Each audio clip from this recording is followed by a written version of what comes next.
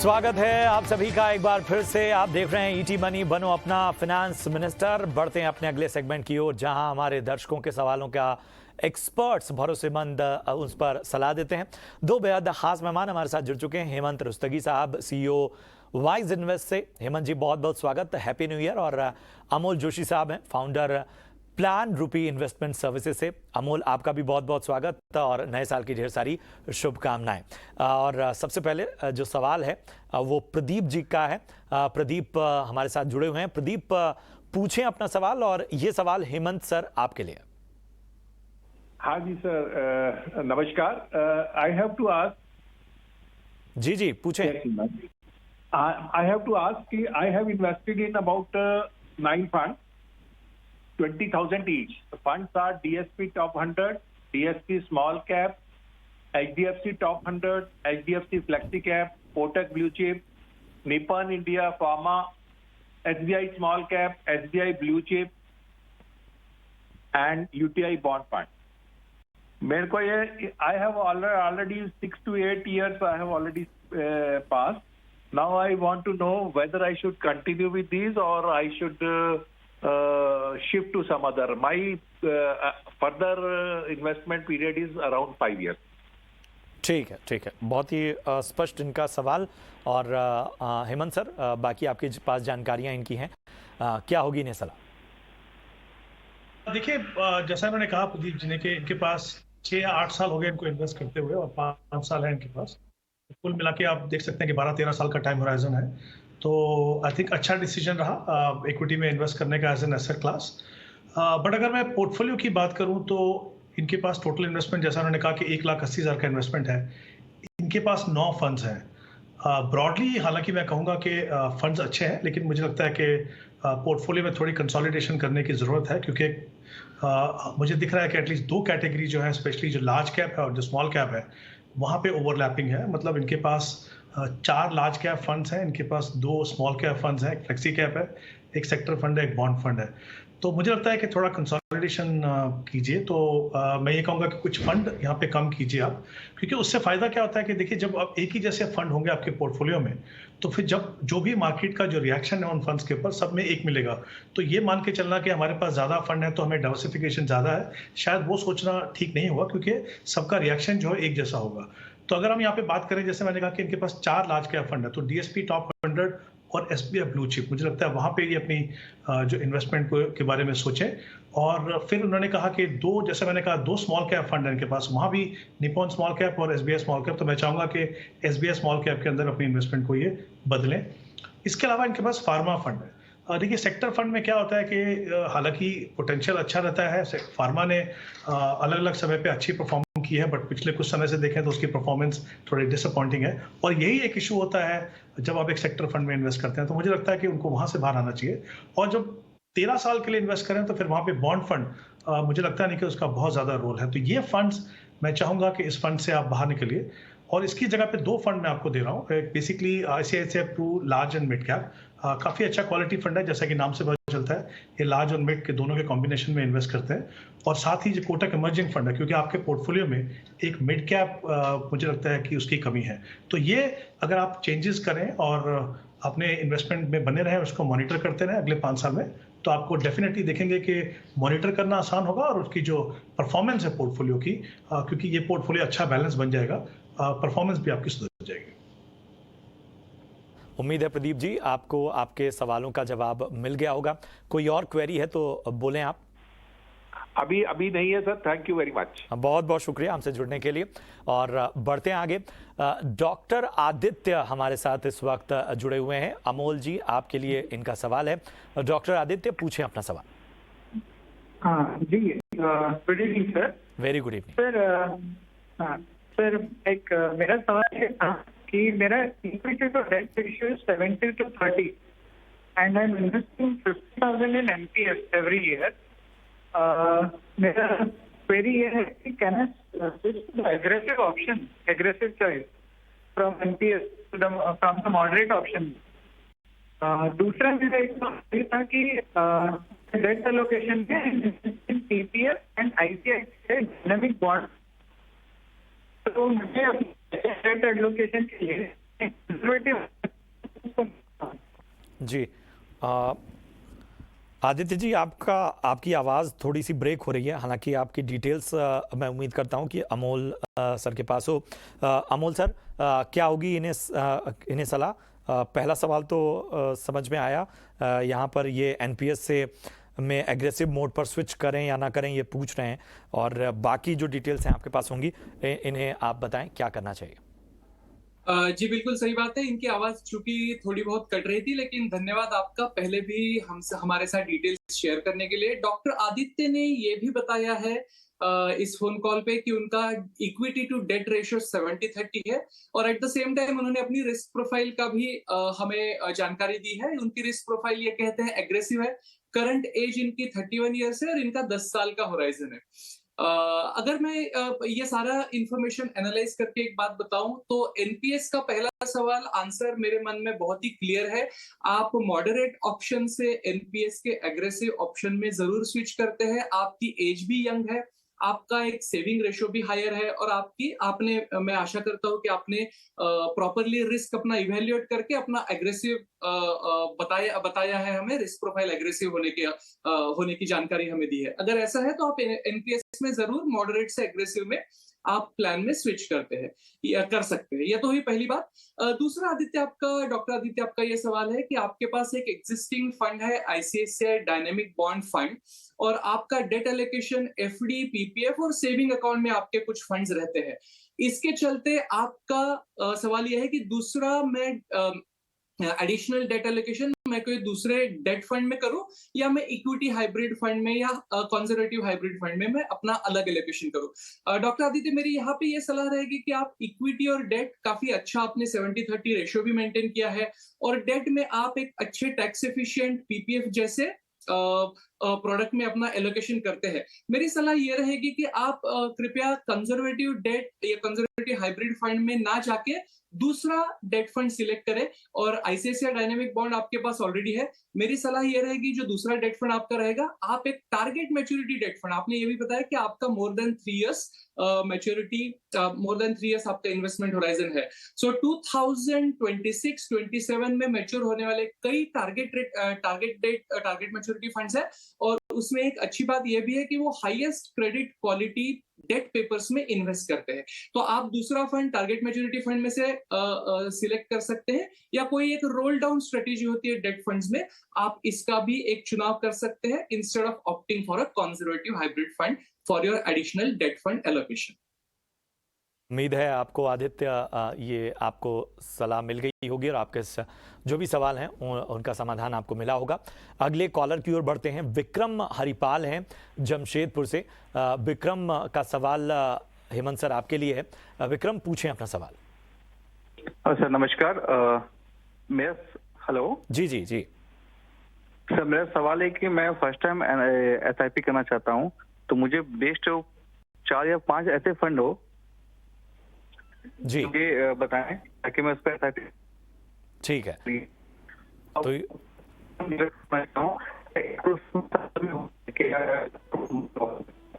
ठीक है। आपकी भी आवाज़ कट रही है, और मेरे ख्याल से नेटवर्क इश्यूज़ हैं जिसकी वजह से। फिर भी आपका पहला सवाल तो आ गया, और बाकी जो सवाल हैं हमने अपने एक्सपर्ट तक पहुंचा दिए। हेमंत सर, नए साल में लोग रेजोल्यूशन लेते हैं। हम चर्चा भी कर रहे थे आज शो में इस बात की कि आज से जिसने इन्वेस्टमेंट शुरू किया उसके लिए क्या प्लानिंग बेहतर हो, तो शायद ये बहुत ही मुफीद सवाल है। बताएं क्या होगी सलाह। देखिए, आई थिंक यहाँ पे 2 इंपॉर्टेंट चीज़ हैं। इन्होंने एक तो कहा कि ये एसआईपी से इन्वेस्टमेंट करना चाहते हैं, दूसरा इनका टाइम होराइजन जो है वो 10 साल है। तो ऑब्वियसली जब आप इतने लंबे समय के लिए इन्वेस्ट करते हो तो आपको फोकस जो है वो ऐसी एसेट क्लास पे चाहिए जहाँ पे आपको रियल रेट ऑफ रिटर्न जो है वो पॉजिटिव मिले, और वो हम सभी जानते हैं कि वो इक्विटी एक ऐसी एसेट क्लास है जो आपको वो कर सकती है। और एसआईपी से जब आप इन्वेस्ट करते हैं तो सबसे बड़ा डर एज एन इन्वेस्टर जो आपके पास होता है कि जो वॉलेटिलिटी का, उसको आप काफ़ी हद तक ना ही सिर्फ टैकल कर पाते हो बल्कि अपने एडवांटेज के लिए भी उसको टर्न करते हो, क्योंकि आप जब एक डिसिप्लिन तरीके से इन्वेस्ट करते हो तो आपको एवरेजिंग का फायदा होता है, और लॉन्गर पीरियड सही मायने में जिस तरीके का जो कंट्रीब्यूशन इक्विटी आपके एज एसेट क्लास करना चाहिए वो आपके पोर्टफोलियो में देखने को मिलता है। तो मुझे लगता है थॉट बिल्कुल सही है, स्ट्रैटेजी जो सोचा है वो बिल्कुल सही है। टाइम होराइजन भी बिल्कुल सही है। एक ही चीज़ फंड बताने से पहले कहना चाहूँगा यहाँ पे, मेरी हमेशा रिकमेंडेशन ये रहती है कि अगर आप एक टारगेट बना के चलें तो वो ज़्यादा बेहतर है। उससे क्या होता है कि जब आपको पता है कि 10 साल के बाद मुझे इतना पैसा चाहिए, तो आप एक एज्यूम रेट ऑफ रिटर्न जैसे 12% के अगर मान के चलें, तो फिर आपको ये पता चलेगा कि आपको कितना पैसा इन्वेस्ट करने की ज़रूरत है। कभी-कभी हमें लगता है कि हम 10,000 इन्वेस्ट कर रहे हैं, शायद वो बहुत होगा हमारे लिए, पर शायद वो बहुत ना हो। तो एक कोशिश करिए कि अगर आप एक गोल बना के चलें, तो आपको पता चलेगा कि ये 10,000 आपके लिए एडिक्वेट है कि नहीं। फंड्स की बात करें, 4 या 5 फंड की बात करें, तो मैं कहूँगा कि मैं 4 फंड इस तरीके से कि मार्केट के जो तीनों सेगमेंट हैं, large cap, mid cap, small cap, तीनों में एक्सपोजर हो, और बायस जो है वो आपका, यानी ज़्यादा एक्सपोजर जो है वो लार्ज कैप में होना चाहिए। तो सबसे पहले निपॉन इंडिया का मल्टी कैप फंड, ये तीनों सेगमेंट में इन्वेस्ट करता है।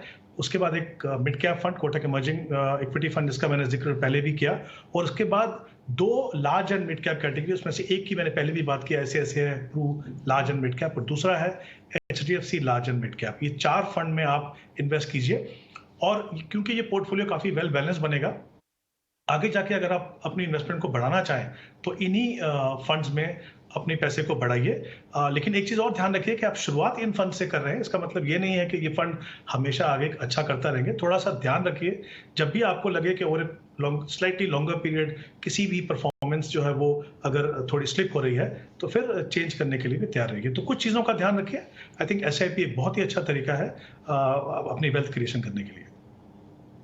हाँ, आपको विशेष रूप से ध्यान रखना है, बहुत ही स्पष्ट और बहुत ही सटीक सलाह आपको मिलती हुई कहाँ आपको निवेशित रहना है। कोई और सवाल विक्रम आपका, तो आप पूछ सकते हैं। सर बस मेरा सवाल है कि 1 करोड़ रुपए के लिए मुझे कितना इन्वेस्टमेंट मेरे को, अगर 10,000 नहीं हो पाता है तो कितने मुझे मंथली मतलब और करना है? ठीक है, तो 1 करोड़ जो आप 1 करोड़ का लक्ष्य रख रहे हैं, इसका टाइम, इसकी समय सीमा क्या रखी है आपने? 10 साल। ठीक है, ठीक है।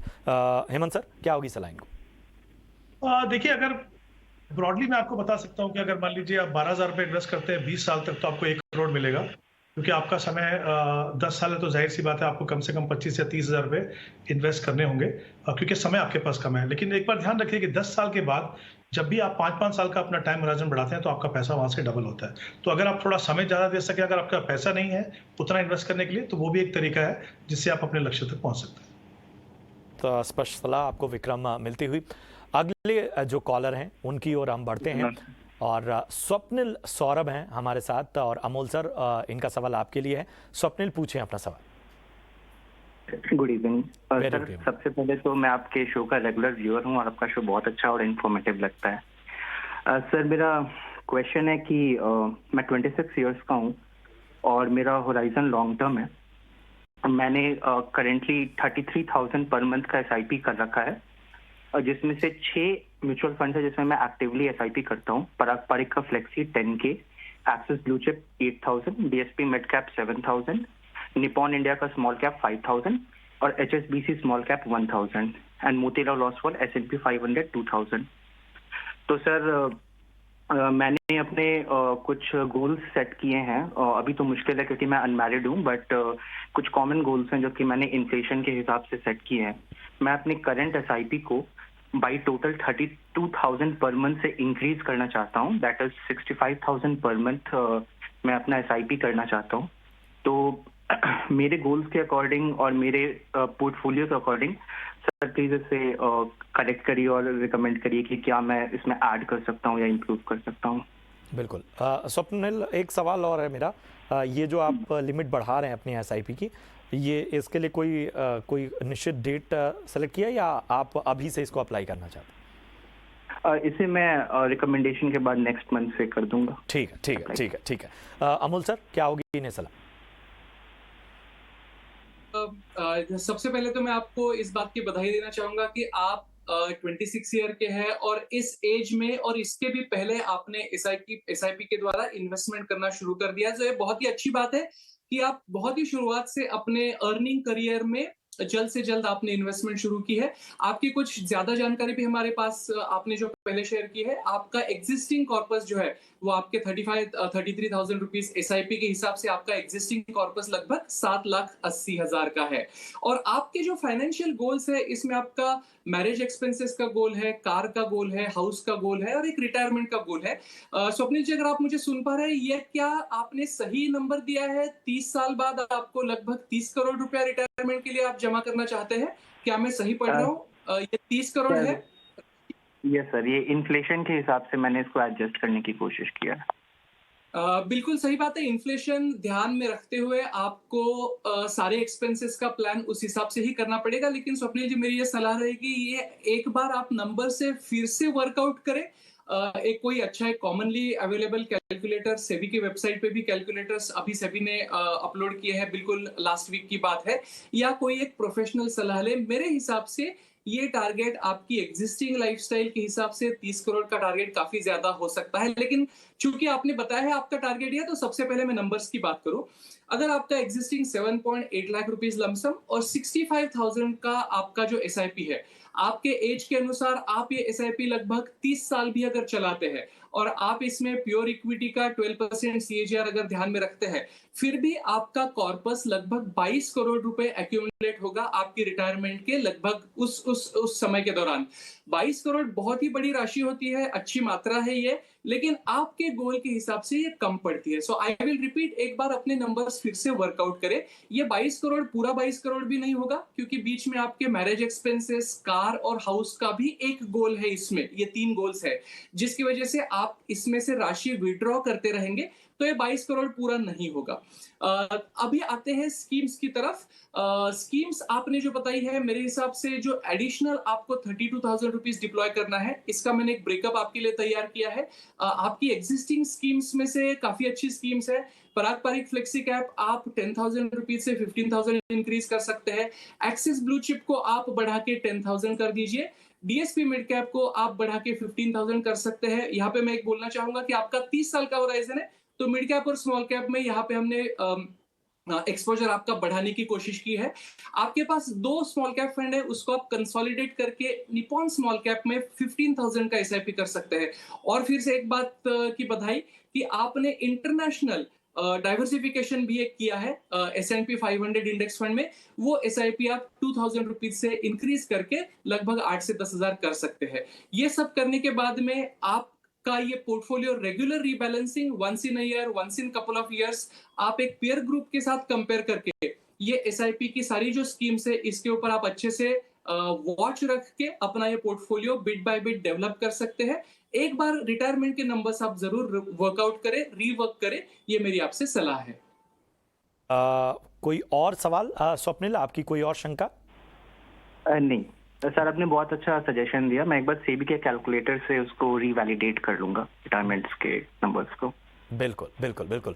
और एक बार फिर से आपको बधाई, क्योंकि आपने बहुत कम उम्र में बहुत ही अवेयर इन्वेस्टर की तरह और बहुत ही इन्फॉर्म्ड तरीके से सारी चीज़ें प्लान की हैं।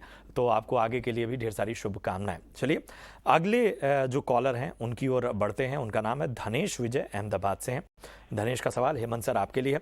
धनेश, पूछें अपना सवाल। नमस्कार सर। नमस्कार हेमंत सर। नमस्ते नमस्ते सर। मेरा ऑनगोइंग मेरा सिप है sir SBI small cap fund 5,000 rupees, Mirae asset emerging fund 10,000 rupees, Mirae asset focus fund 20,000 rupees, Axis focus fund 10,000 rupees. ये मैं सर लास्ट 2 साल से इन्वेस्ट कर रहा हूँ और नेक्स्ट 15 ईयर्स का मेरा जो गोल है वो 4 करोड़ रुपीज था। तो ये फंड प्रॉपर है सर, या फिर कुछ एसेट रीअलोकेशन करना चाहिए मुझे? और मैं अपना सिप जो है सर वो फर्दर 15,000 रुपया बढ़ा सकता हूँ। तो एक्सपर्ट व्यू चाहिए था सर इसके लिए। ठीक है ठीक है, आपका सवाल आ गया। हेमंत सर, क्या होगी इन्हें सलाह? जी, मेरी सलाह धनेश को ये कि इन्होंने कहा कि इनकी इन्वेस्टमेंट जो है अभी एसआईपी की वो 45,000 रुपीज है, और इनका जो करंट पोर्टफोलियो है वो करीब 40 लाख रुपए का पोर्टफोलियो है, और इनका टारगेट जो है करीब 4 करोड़ का है। इनके पास अभी 15 साल का समय और है। तो अगर हम ये मान के चलें कि वो जो एग्जिस्टिंग इन्वेस्टमेंट है 45,000 वो प्लस जो नया पैसा जो नई SIP वो करना चाहते हैं 15,000 से, तो कुल मिला के इनकी इन्वेस्टमेंट जो है वो 60,000 होगी। और अगर इनकी एग्जिस्टिंग पोर्टफोलियो की वैल्यूएशन को अगर मैं देख के चलूँ, और क्योंकि 15 साल का टाइम होराइजन है, तो हम 12 साल का अगर हम एनुअलाइज्ड रिटर्न मान के चले, तो मुझे लगता है कि आप 5 करोड़ से ज़्यादा का कॉर्पस आप बना पाएंगे, और आपका टारगेट जो है वो 4 करोड़ का है। तो डेफिनेटली अपने टारगेट को आप अचीव कर पाएंगे। बट आपके लिए सबसे इंपॉर्टेंट सलाह ये है कि आपको इररिस्पेक्टिव ऑफ मार्केट कंडीशन अपने इन्वेस्टमेंट प्रोसेस को कंटिन्यू करना होगा। तो ये आपके लिए बहुत इंपॉर्टेंट है। जहाँ तक पोर्टफोलियो का सवाल है, देखिए आपके पास 2 फोकस फंड है, तो मैं चाहूँगा कि उसमें से आप एक फोकस फंड रखें, और जो मिराई का जो फोकस फंड है उसकी जो SIP है, उससे पहले मैंने जैसे एक फंड की बात की, निपॉन इंडिया मल्टी कैप, वहाँ पे आप इन्वेस्ट करें, क्योंकि वहाँ पे सबसे बड़ा फायदा ये है कि मल्टी कैप फंड में तीनों सेगमेंट में मिनिमम 25% इन्वेस्टमेंट होती है। तो जो स्मॉल कैप है, जो आपको शायद किसी और पोर्टफोलियो में ना मिले, या अपने फंड के एक फंड है आपके पास, तो वो मुझे लगता है एक अच्छा एडिशन आपके पास हो जाएगा। और जो 15,000 पे जो एडिशनल आप इन्वेस्ट करना चाहते हैं, वो आप कोटक इक्विटी अपॉर्चुनिटी, जो एक large and mid cap fund है, उसके अंदर आप इन्वेस्ट कर सकते हैं। तो एक चेंज जैसा मैंने आपको कहा, और एक नया फंड आपको ऐड करना है। और सबसे इंपॉर्टेंट ये है कि आप अपने इन्वेस्ट प्रोसेस को कंटिन्यू कीजिए। और एक चीज़ और फिर कहना चाहूँगा, जो मैंने पहले भी शो में कही थी, कि क्योंकि आपके पास समय लंबा है, तो जाहिर सी बात है आपके पास कैपेसिटी होगी आगे जाके कि आप हर साल अपने इन्वेस्टमेंट को बढ़ा सकें। कभी कभी हम जो टारगेट बनाते हैं, कुछ एजम्पशन लेके चलते हैं, बट अगर आपके पास कैपेसिटी है और आप वो पैसा अगर आप एडिशनली इन्वेस्ट करना शुरू करेंगे, तो मुझे लगता है आपका कॉर्पस जो है वो कहीं ज़्यादा बनेगा। और आगे जाके कितना बड़ा कॉर्पस कितना काम आएगा, वो थोड़ा बोलना कभी कभी मुश्किल होता है। तो आई थिंक हमेशा एक फ़ायदा ही है कि अगर आप थोड़ा एडिशनल कॉर्पस बना के जाएं, तो कोशिश कीजिए अपनी इन्वेस्टमेंट हर साल बढ़ाएं। बिल्कुल बिल्कुल। तो ख़ास सलाह आपको मिलती हुई धनेश, बढ़ते हैं अपने अगले कॉलर की ओर। अरुण कुमार हैं हमारे साथ जुड़े हुए, और इनका सवाल अमोल जी आपके लिए है। अरुण, पूछे अपना सवाल। हेलो जी अरुण, आप तक का आवाज़ पहुंच रही है? हाँ जी, आवाज मेरे को मिल रही है। जी जी, पूछें अपना सवाल। हाँ हाँ सर, मैं रिटायरमेंट के आसपास हूँ, मेरे करीब। हाँ, आवाज मिल रही है मुझे। तो ये मेरा रिटायरमेंट के करीब 6.5 साल है सर। और हाँ अरुण, अगर आपने टीवी ऑन कर रखा है तो उसका वॉल्यूम आप कम कर दीजिए। जी जी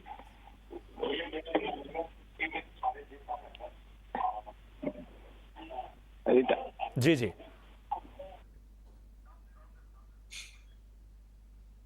जी जी। अरुण का वैसे हमारे पास पूरी जानकारी है।